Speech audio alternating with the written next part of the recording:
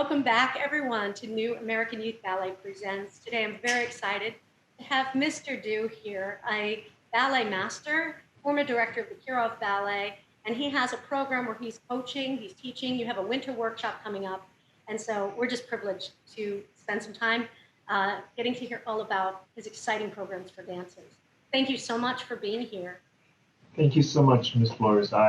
I absolutely appreciate this invitation, and I always look forward to opportunity like a conversation like this. Yes. It keeps me really to be updated, and with the meeting professional like you, it's absolutely my privilege and one of the happiest things. Just tell me a little bit about your teaching philosophy. You know, interesting. I was thinking about this topic. I wanna just go in with a particular angle, and I think it represents how I believe. I believe each child is unique and gifted in their own ways. We're all born differently. We might not have the same gift toward same thing, but we're all unique. And I, as a teacher, and more I believe, and I actually taking joy in discover those unique areas of each child, and they're gifted their own ways. And I think no one should be denied. This is a part of my philosophy, and I don't think anyone should be denied the opportunity to participate in learning to dance and receive joy and reward in the process. That's a nice thing to hear. In a field like this, you don't always hear that. And no child should be denied that opportunity to learn and to participate. They might not be professional, they might not be great stars, but everybody have the right to learn ballet. And you know what's important about that is those are the people that may grow up and support the ballet companies. That's right. Because if you only pick the perfect bodies and the perfect people, you're missing a whole demographic of people that want to support it and feel a part of it, even if it's not on stage. Absolutely, I totally agree. You know, since I opened up my program, I have a lot of students and adults because this philosophy. My program is secure and safe for everybody. And I teach serious. I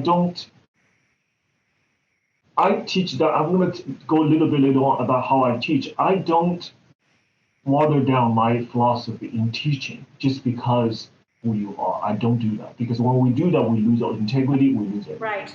Right. However, I don't deny their opportunity, and everybody have the right to receive the joy and the reward in the process. The process is beauty.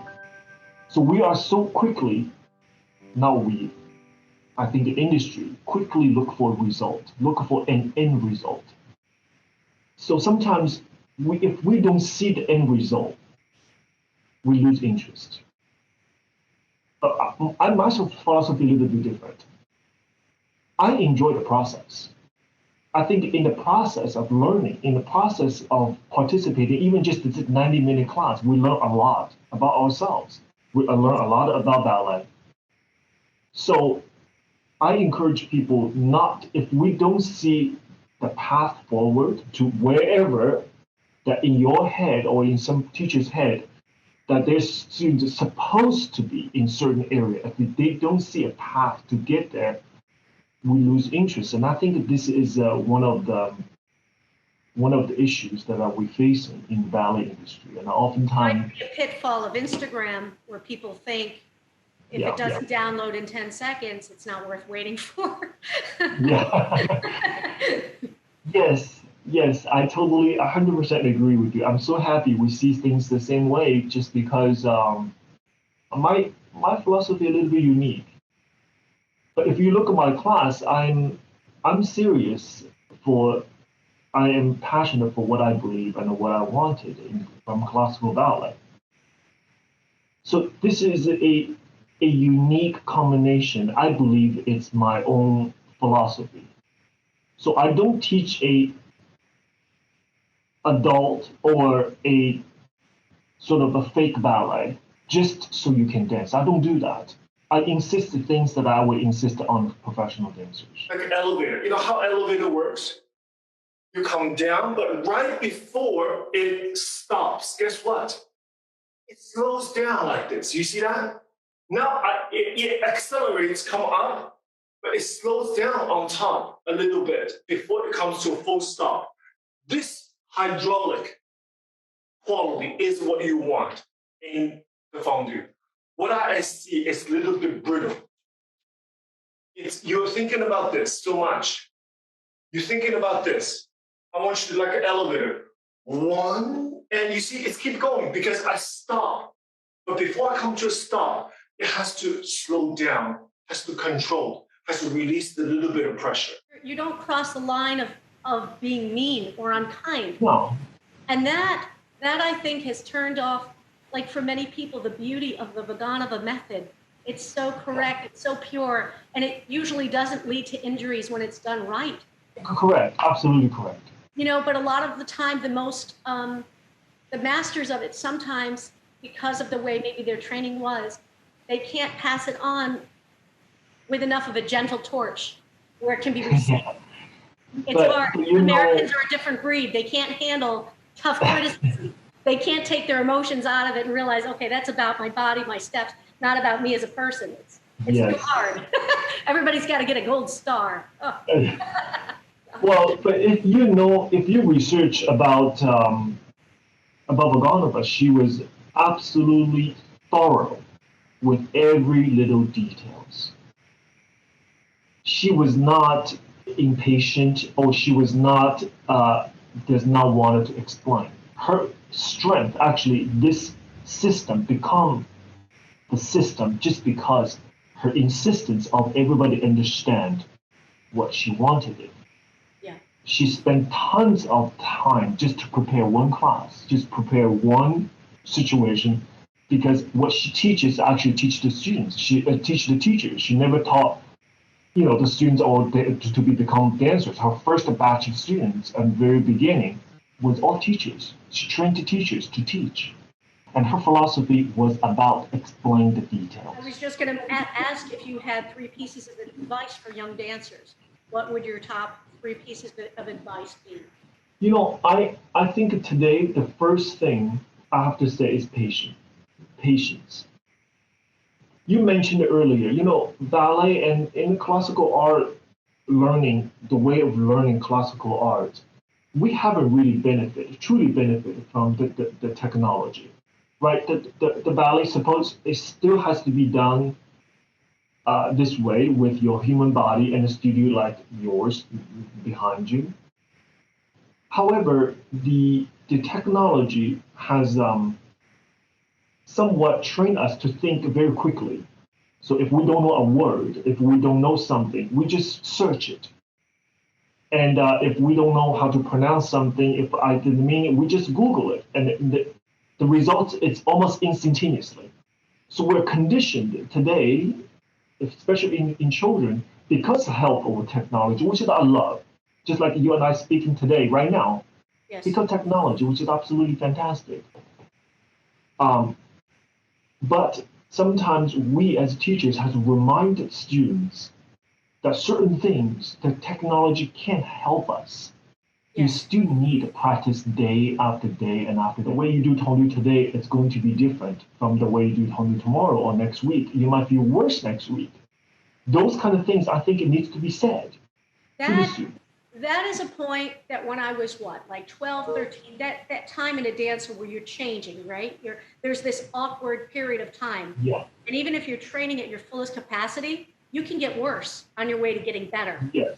And nobody ever said that to me. I just felt like, what's happening? But those kinds of words that you're expressing, and I saw the videos of the Kirov when you set the students down, tell them even things like when you're new in the company, you don't go and take a principal dancer's place at the bar. All these things that nobody says. You're saying. I see dancers literally falls apart in the first year or second year, just fall apart. Yeah. Because nobody really teaches them what's like is in a company. There's nothing like what they had imagined. Nothing. Right. So who's going to tell them that if we don't? Right. Who's going to remind them this might happen? This is called preparation. That's what I call career preparation, career development. So when they encounter such a thing, okay, they talked about this before in my school. Right. They talked about it. So this is okay. Here is how I can cope with it. Here is what I do. This is why. Why certain people say these things to me? How do I deal with it? What is the meaning behind it? Even those words, like ballet world can be very confusing. First cast, second cast, third cast, understudy, cover. Who understands all that unless we tell them? And who understands how do you behave if you second cast or third cast or just cover? What does those means? It's up to the students to discover themselves. Yes, they can, but some of them fall apart because they couldn't cope. Right? They want to work hard, but in the meantime, they see people, professional dancers all around, doesn't seem working very hard. Right. So where's the mentorship? Where's inspiration? Because if you're getting a quarter ballet, even the biggest company in the world, your days could just sit around for a couple hours and you get up and you stay in the core. You may not be in the core. You may be a barmaid in Donq. Those are exceptional students. Exceptional, beautiful students. So the question, do you have the endurance to do a year of that? So that's all about patience. Patience. Second thing I want to say, Ms. Flores, I like to say is you have to be courageous. Courage. Courage to do what? Courage to be yourself. I think that this is one advice I would like to give to young people. Acceptance of what? Yourself. We have so many things to see. Open up Instagram. You see TikTok. You see everything. You see people are showing you everything that they know. And I've been telling teachers, all students, some of the things they might spend 5 hours to create this. You never know what technology behind to create such an incredible image or incredible everything. Right. So we are so busy, kids today, to look for inspiration from others. I want to be this. I wanted to look like that. I wanted to be like this. I wanted to be praised. I want to have 100 likes every time I show my face. Yes. But they forget the beauty is be themselves.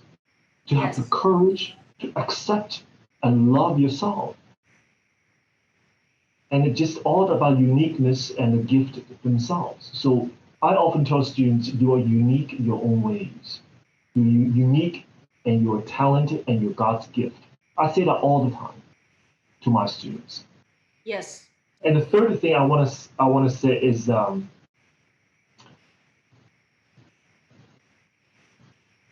performance, result driven.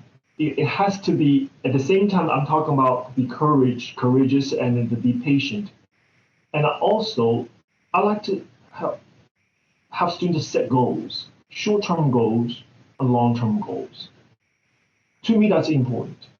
Not say what I want to do 5 years from now. I like to see myself 5 years from today, and I wanted to be in this company, this and that. No. I'm talking about next month. What would you like to see next month? In what changes? And I'm talking about in details. Let's say your elevation of your legs, degree return. I like data. I like something that we can tangible. We can see the improvements. Let's say stretch. We can students find ways and promote this idea of, let's say, flexibility. Your leg were here, let's say in March in this day. Right. Let's say in April, the same day, let's see where is your leg is a month from now. Yes. A little bit of an improvement. So for students have a visual, to have something tangible for them to feel they're improving. Because sometimes we can just get lost in ballet. We go to ballet every day, we don't see any improvements, you don't feel it. So I like to find ways so they can measure it, literally. Yes. The rotation, the arch, number of turns, everything. And then looking at themselves for posturing, how they do port de bras. all the things can be measured and the data can be collected. So the parents and students themselves, they can see the improvements actually on paper. I think this is one way we can motivate all students. Yes. Not to compare with anyone else, but not themselves. To set long-term and short-term goals. Yes. I think a ballet should be dealt like this and academically, like an academic. Absolutely. And I also believe exams. I do believe exams, and I think that is a very good way to do assessments. Yes. So that's my advice to students. And for teachers, especially during this time, I think it's changed us all to some extent as teachers, and maybe how we come across with our message. Today's world asking what today's society asking out of a dance teacher is everything.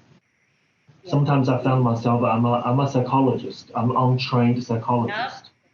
Yep. Dance teachers, I remember everybody who taught me when I was in school. And a lot of things I say today is actually what they say to me when I was a teenager. When I was a teenager at a school.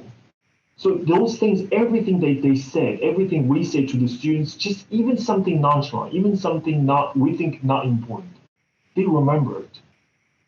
And this can be good and bad. Yes. Good is obvious. They admire us, they look up to us as teachers. So they look us much more than just the ballet teachers. And I found this out. Now, since I'm older, since I'm other people's father, other people's teachers, now I understood everything a ballet teacher said to students. It stays there for a long time. Can you tell us more about your upcoming winter intensive? Yes. I wanted to share a little bit of why I felt this was needed, because my program is a majority is virtual program, and I found discovered the beauty of being virtual, because I feel I can take ballet education and ballet art form literally into people's living rooms.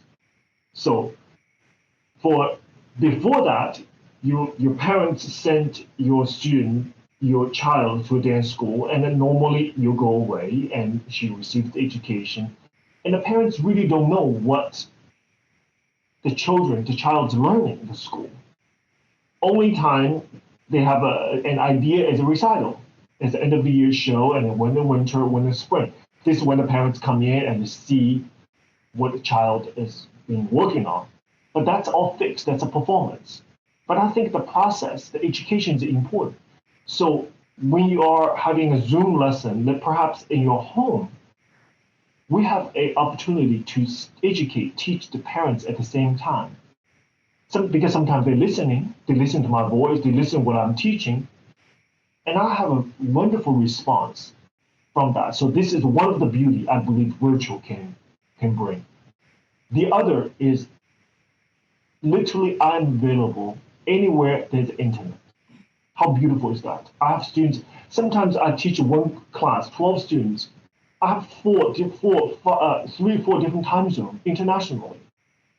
I see in one living room, the sun going down, the window next to it, the sun's coming up. It's just wild. It's absolutely wild. And I see just opportunities all over this spectrum. However, ballet cannot teach only in virtual, only. We need to feel students in front of teacher to give this kind of advice, corrections, and just to feel the life, the energy that we have for each other. And I think this is nothing. Virtual Zoom can never replace in-person teaching in the studio. So this is why I felt that there was an urgency to have this winter intensive. So we are having from 4th to 9th in January in Towson University, where I am now. Beautiful theater, beautiful studios, and now we have a little performance opportunity after that. So all the teachers is in person, but we have a beautiful master teachers from all over the world. We have a teacher from Vaganova Academy. It's just how incredible is that? So how can people sign up to join your newsletter, and what is your newsletter about? Newsletter is another service. I believe service. I believe contribution and service. So you sign up a newsletter. You receive every Sunday. You receive a newsletter from me, and embedded that in that letter is a video of the week. Every week you receive a video from me. I share my thoughts on anything. Let's say on coup de pied, on arabesque. Recently, I just filmed one. It's gonna air. It's gonna send it to the teachers on Sunday. It's about my philosophy on arabesque. Okay. She might go off classical topic a little bit. The next three questions. Bear with us. Go ahead. Any pets at home? I have I had a two. We had two birds, but we only have one right now. It's parakeet. Okay, what is his name? Her name is Ivy. Oh, okay.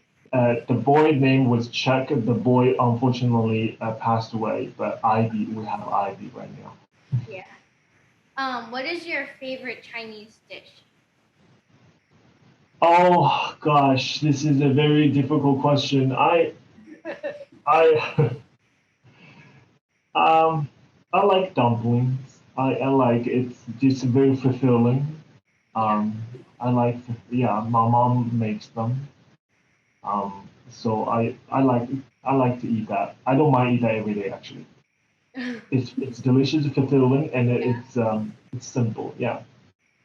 And then what is your favorite dessert? Dessert. I like ice cream. What flavor? Vanilla. I'm boring, so vanilla. Yeah, on my website, this website, anybody wants to know anything about my program, my website is working website. It's not like I think it's what we want out of the website. It's just a working website, has all the information, right? It's not just a lot of pictures, anything like that. It's just website with everything about me and about my service and about my program. So if your leg is gonna go up a little bit higher, let's say above 45 degrees, a little higher. Okay, very nice, very good. Little higher, like 90 or beyond 90. Now, from this moment on, very nice. Oh, calm down for a second, please calm down. From this moment on, I believe, although you have done a very good job, kept everything square, but you have to open up the left hip just a little bit in exchange for a perfect line, the leg on in the air. So this newsletter coming out is don't focus so much about the squareness of your hip when the leg is above 45 degrees. No, because she's flexible, she looks very well prepared, very nice. Ms. Flores, is credit to you. She look very correct. Okay. However, when this leg approaching 90 or beyond 90, you have to open up the working hip just a little bit to avoid this situation.